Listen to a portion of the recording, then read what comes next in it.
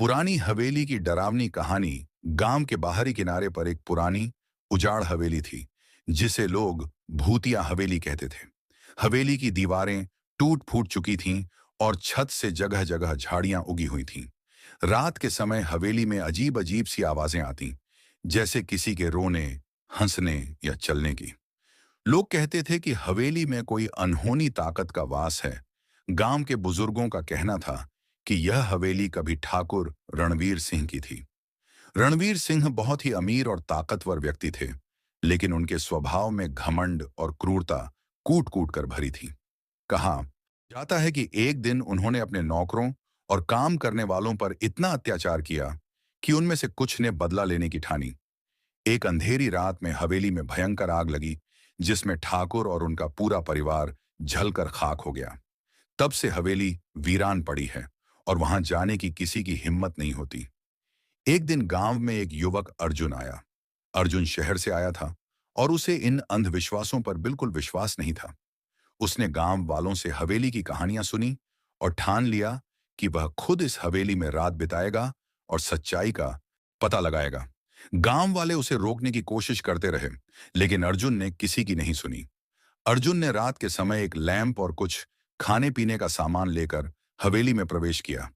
हवेली के अंदर का माहौल बेहद डरावना था। जाले लटक रहे थे, दीवारों पर अजीब अजीब से निशान थे और ठंडी हवा हर तरफ चल रही थी। अर्जुन ने हिम्मत करके वहां एक कोने में बैठकर अपने चारों ओर नजर दौड़ाई।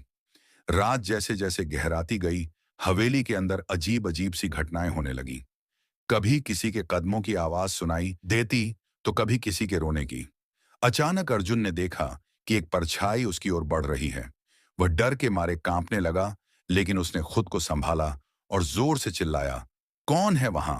कुछ देर बाद परछाई ने एक मानव आकृति का रूप ले लिया। वह एक महिला का भूत था, जो अर्जुन से कहने लगी, मैं तुम्हें नुकसान नहीं पहुंचाऊंगी, मैं इस हवेली की सच्चाई बताने आई हूं।